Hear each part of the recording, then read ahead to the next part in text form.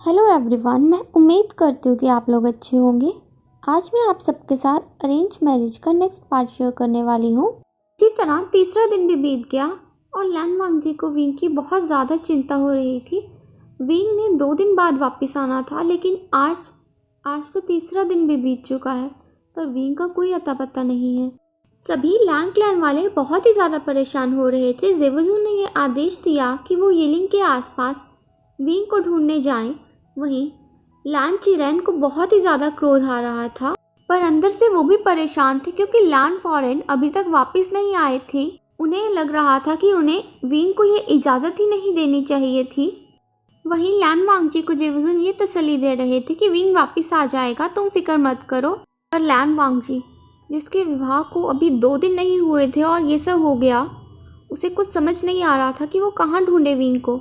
तभी वहाँ वेनिंग अपनी जीजिए के पास जाता है और उनसे कहता है, जीजिए मेरे पास जियांग चैन की गोल्डन कोर के लिए एक उपाय है। जीजिए, जैसे कि इस सब का कारण मैं ही हूँ, तो क्यों ना मैं अपनी गोल्डन कोर जियांग चैन को दे दूँ। जीजिए, वैसे भी मेरी गोल्डन कोर इतनी स्ट्रांग नहीं है और मैं किसी भी तरह से किसी की मदद नहीं कर सकता। आपको तो पता है मेरी प्रॉब्लम के बारे में, तो क्यों ना मैं अपनी गोल्डन कोर जियांग चैन के पास दे दूँ और वो स्ट्रांग भी कर लेगा इस गोल्डन कोर को। वेनिंग, मैं तुम्हारी बात समझती हूँ। तुम्हारी जगह मैं होती तो मैं भी यही करती, लेकिन ये प्रोसेस बहुत ही ज़्यादा पेनफुल होता है, तुम ये जानते हो ना। हाँ जीजिए, मैं जानता हूँ, पर जियांग चैन की ऐसी हालत का जिम्मेदार कहीं ना कहीं मैं ही हूँ। इसलिए मैं आपसे विनती करता हूँ कि आप मेरी गोल्डन कोर जियांग चैन को ट्रांसफ़र कर दो। वेनिंग, मैं तुम्हारी ये रिक्वेस्ट एक्सेप्ट तो कर लेती, लेकिन मैंने आज से पहले ऐसी कोई भी सर्जरी परफॉर्म नहीं की है। इसमें जान का भी रिस्क हो सकता है। वेनिंग, एक पत्नी होने के नाते शायद मैं ये कर दूँ, लेकिन एक बहन होने के नाते मैं अपने भाई की जान इस तरह संकट में नहीं डाल सकती। वेनिंग, मेरी बात को समझो और इसका विचार अपने मन से निकाल दो। नहीं जीजिए, ऐसा मत कहिए। मैं आपसे विनती करता हूँ कि प्लीज़ मेरी गोल्डन कोर जियांग चैन को ट्रांसफ़र कर दीजिए। और वैसे भी आपको तो पता ही है हालात क्या हो रहे हैं। हम लोग कितनी देर तक जीवित रह पाएंगे ये कोई कह नहीं सकता। इसलिए बेहतर यही होगा कि एक सेक्ट लीडर के अंदर ही गोल्डन कोर हो, ना कि मेरे अंदर। ये सुन के वेंजिंग वेनिंग को गले लगा लेती है और रोने लग जाती है। वो वेनिंग से कहती है, वेनिंग तुम श्योर हो? क्योंकि इसमें हम एनेस्थीसिया भी यूज़ नहीं कर सकते। इसमें तुम्हें बहुत ही ज़्यादा पीड़ा हो सकती है। जिस पे वेनिंग अपनी जीजे को कहता है, जीजिए मैं इसके लिए बिल्कुल तैयार हूँ, आप प्रक्रिया शुरू कीजिए। जिस पे वेनिंग को कहती है, वेनिंग ठीक है मैं तैयार हूँ, पर मुझे समय चाहिए यहाँ पे सारी चीज़ें एकत्रित करने के लिए और एक बार खुद से सोचने के लिए कि मुझे क्या क्या चीज़ें करनी होंगी इसके लिए।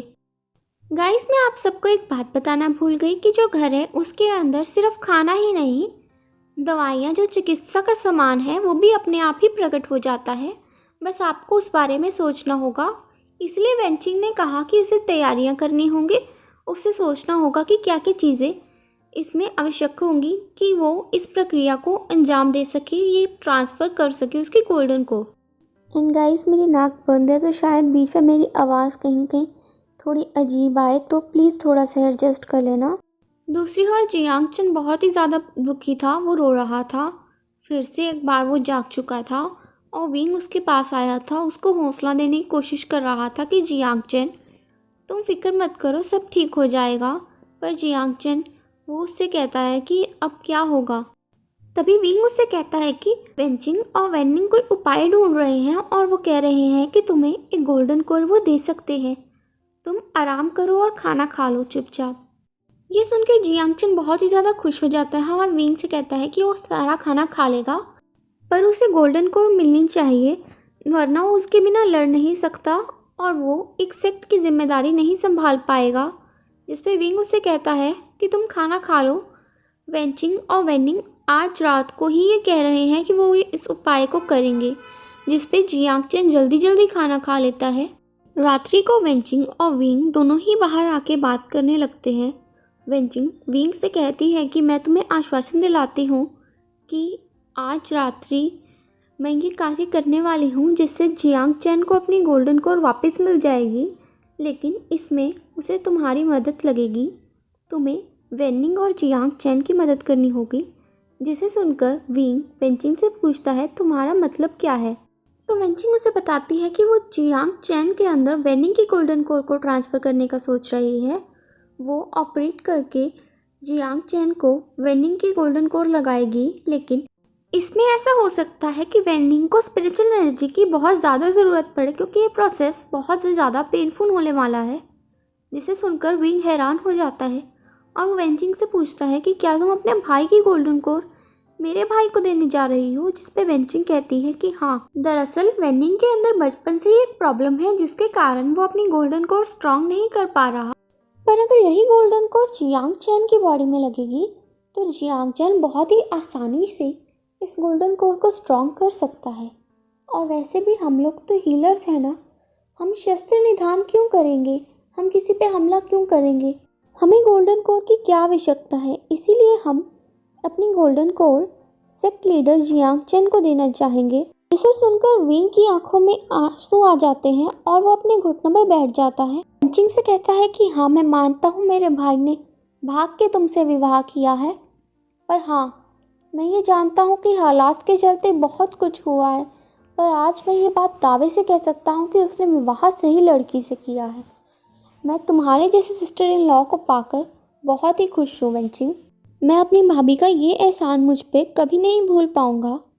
वेंचिंग, तुम्हारा बहुत बहुत शुक्रिया। वेंचिंग उसे कहती है कि विंग जाओ और मेडिटेट करो, क्योंकि इस समय हमारे पास समय कम है और इस प्रक्रिया में तुम्हें अपनी स्पिरिचुअल एनर्जी लगातार वेनिंग को ट्रांसफ़र करनी पड़ सकती है।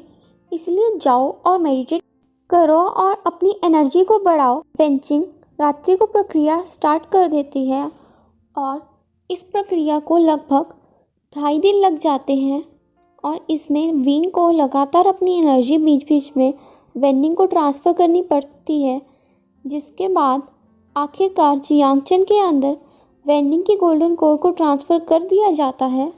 जियांग चैन को अगली सुबह होश आता है। वहीं वेनिंग सबको ये कह देता है कि इस बारे में जियांग चैन को कुछ भी ना बताया जाए। जब जियांग चैन उठता है और उसे महसूस होता है कि उसके अंदर एक गोल्डन कोर है, तो वो विंग को गले लगा लेता है। वो बहुत ही ज़्यादा खुश होता है और विंग उससे कहता है जियांग चैन, अब तुम्हें गोल्डन कोर मिल गई, अब तुम अपनी गोल्डन कोर को मजबूत करो। तभी जियांग चैन उससे कहता है हाँ विंग, हाँ मैं ये करूँगा, अपने मॉम डैड के लिए मैं ये करूँगा। विंग भी जियांग चैन को गले लगा लेता है। Jiang chain, वेनिंग, Wenching and wing चारों ही उसी घर के अंदर रहते हैं। लगभग 1 सप्ताह से विंग ने लैंजन से बात नहीं की थी, ना ही उसने लैंसेक्ट कोई संदेशा भिजवाया था। पर वो चाहकर भी लैंजन को ये बता नहीं सकता था कि वो कहाँ है और वो कैसा है, क्योंकि वो जानता था कि अगर वो संदेशा भिजवाने के लिए बाहर गया तो वो लोग उसे पकड़ लेंगे। वेन सेक्ट के सिपाही उसे इस समय हर जगह ढूंढ रहे हैं। उन चारों में से किसी का भी इस समय बाहर जाना खतरे से खाली नहीं है। वहीं वेंचाओ जियांग सेक्ट के ऊपर अपनी सेना के साथ कब्जा कर लेता है और सबको ये संदेश मिल जाता है कि वेन सेक्ट ने जियांग सेक्ट के ऊपर कब्जा कर लिया है। अब जियांग सेक्ट नहीं रहा। वहीं दूसरी ओर लैंजन, जो विंग को लेकर बहुत ही ज़्यादा चिंता में आ चुका था, अब वो किसी को बताए बिना ही लैंसेक्ट से निकल जाता है यीलिंग की तरफ। जैसे ही यीलिंग पहुंचता है, वेन सेक्ट के सिपाही उसे देख लेते हैं। वेंचू, वेन जूलियो एंड वेन लिंग जाओ तीनों ही मिलकर अपने सिपाहियों की मदद से लानवांग जी को पकड़ लेते हैं। वेन जूलियो जो है वो लैंजन की गोल्डन कोर को मेल्ट कर देता है। लैंजन बहुत कोशिश करता है उनसे फाइट करने की, लेकिन उनकी संख्या इतनी ज़्यादा होने के कारण लानवांग जी आखिरकार हार जाता है और वो लोग लानवांग जी को बंदी बना लेते हैं। और लैंसेक्ट में वो ये संदेश भिजवाते हैं कि अगर उन्होंने विवुशियान को यहाँ नहीं भेजा तो वो लैंसेक्ट पे भी हमला कर देंगे और लानवांग जी को मार देंगे। अगर वो लानवांग जी को जिंदा देखना चाहते हैं तो वो विवुशियान को यहाँ भेज दें। पूरे यीलिंग में ये खबर फैल चुकी थी कि लानवांग जी को गिरफ्त में ले लिया गया है। पर लानवांग जी तो ठहरा लानवांग जी एक ऐसा योद्धा जो कभी हार नहीं मानता, अपने अंतिम श्वास तक लड़ता है और उसे मरना मंजूर है। अगर उसे यहाँ पे मार भी दिया जाए तो उसे कोई अफसोस नहीं। पर उसे ये चिंता खा रही थी कि अगर लांस सेक्ट वालों को विंग मिल गया और विंग ने यहाँ आकर सरेंडर कर दिया तो वो लोग विंग को नहीं छोड़ेंगे। इसीलिए लैंजन वहाँ से भागने का सोचता है और रात्रि को किसी तरह वो वहाँ से भाग जाता है और उसे ये अंदेशा था कि विंग हीलिंग में कहाँ हो सकता है, इसीलिए उसके कदम भी उसी घर की तरफ ही चल देते हैं। वो किसी तरह बहुत मुश्किल से उस घर में पहुँचता है और अपने अंकल को एक बटरफ्लाई मैसेज की भेजकर ये बताता है कि वो सुरक्षित है। वो उन्हें अपनी गोल्डन कोर के बारे में कुछ नहीं बताता। जब सबको ये मैसेज मिलता है तो वो लोग बहुत ही ज़्यादा खुश हो जाते हैं। वहीं वेन क्लैन वालों को बहुत ही ज़्यादा क्रोध आ रहा था। लैंजन उस घर के अंदर जाकर बेहोश हो जाता है। विंग जब लैंजन को वहाँ देखता है और इस हालत में, तो विंग को कुछ समझ नहीं आता कि इसके साथ क्या हुआ है और वो बहुत ही ज़्यादा घबरा जाता है। वो वेंचिंग को चिल्ला के बुलाता है कि वेंचिंग जल्दी आओ, जल्दी आओ। उसकी ऐसी आवाज़ सुनकर वेंचिंग, वेनिंग और जियांगचन भी वहाँ आ गए थे। जब सबने लैंजन को वहाँ देखा, वो भी इस हालत में, तो सभी हैरान हो गए। वेंचिंग लैंजन का इलाज करती है और विंग से कुछ अकेले में बात करने को कहती है। वो विंग को लैंजन की गोल्डन कोर के बारे में बताती है, जिसे सुनकर विंग के पैरों के तले से ज़मीन ही खिसक जाती है। विंग को बहुत ही बड़ा सदमा लगता है ये बात सुनकर। विंग वेंचिंग से कहता है कि ये सब उसकी गलती है और वो बहुत ज़ोर ज़ोर से रोने लगता है, जिसे सुनकर बाकी सब लोग भी वहाँ आ जाते हैं और वो विंग से पूछते हैं कि क्या हुआ। विंग किसी को कुछ नहीं कहता, बस सबसे कहता है कि जाके सो जाओ, रात्रि बहुत हो चुकी है। वो सभी लोग विंग को अकेला छोड़कर वहाँ से चल जाते हैं। उन सभी को ये लगता है कि विंग को समय चाहिए, इसलिए वो सब उसे अकेला छोड़ के चल जाते हैं।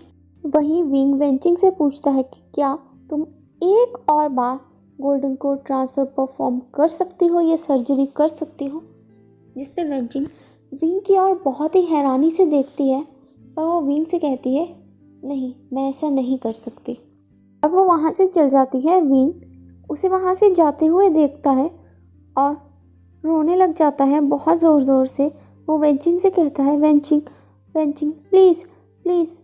वो वेंचिंग उसकी ओर नहीं देखती और वो वहाँ से वापस चल जाती है अपने कक्ष की ओर। विंग को समझ नहीं आ रहा था कि वो क्या करे। वहीं उसे शीशियन का बटरफ्लाई मैसेज मिलता है जो लैंजन के लिए आया था। लैंजन बेहोश था, इसलिए वो उस मैसेज को रीड कर लेता है। उस मैसेज में लिखा था कि लैंजन तुम ठीक हो, तो मुझे बताओ कि क्या करना है आगे। वो लोग हमारे सेक्ट के ऊपर हमला कर देंगे अगर एक हफ्ते के अंदर अंदर उन्हें विंग नहीं मिला तो। इसे पढ़कर विंग एक बार फिर से बहुत ज़ोर ज़ोर से रोने लगता है। पर इस बार वो सोच रहा था कि अब वो क्या करेगा आगे। क्या उसे जाकर सरेंडर कर देना चाहिए, पर वो सोचता है कि नहीं, अगर उसने ऐसा किया तो लैंजन को बचाने का एकमात्र जरिया भी उसके हाथ से निकल जाएगा, क्योंकि अगर उन लोगों ने उसकी भी गोल्डन कोर को मेल्ट कर दिया तो फिर लैंजन को वो कैसे बचाएगा। वो सोचता है कि उसे किसी भी तरह वेंचिंग को मनाना होगा। वो वेंचिंग तो मानने का नाम नहीं ले रही थी। विंग सोचता है कि अब वो क्या करे, वो कैसे बचाए लैंजन को, और कौन है जो इस सर्जरी को परफॉर्म कर सकता है। रात्रि ऐसे ही बीत जाती है। लैंजन सुबह भी नहीं उठता।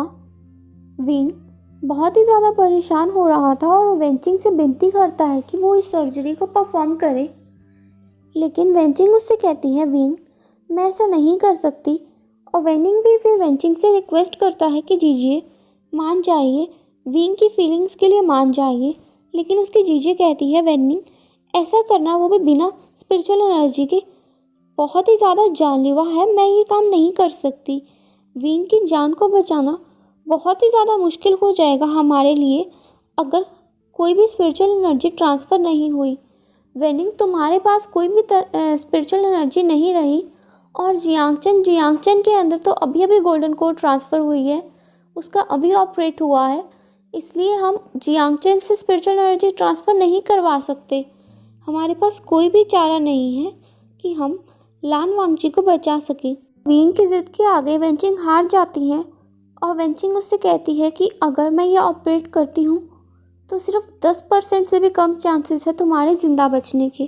तो और वेंचिंग उसे बताती है कि वो ये सर्जरी तब तक परफॉर्म नहीं कर सकती जब तक लैंजन होश में ना आ जाए। जिसके बाद वीन कहता है कि वो इस सब चीज़ों के लिए तैयार है। वो उसकी सारी शर्तें मानने के लिए सज्ज है, पर उसे ये सर्जरी परफॉर्म करनी होगी। तो गाइस, कैसा लगा आपको आज का पार्ट? प्लीज़ मुझे कमेंट्स में ज़रूर बताना and please like, share and subscribe.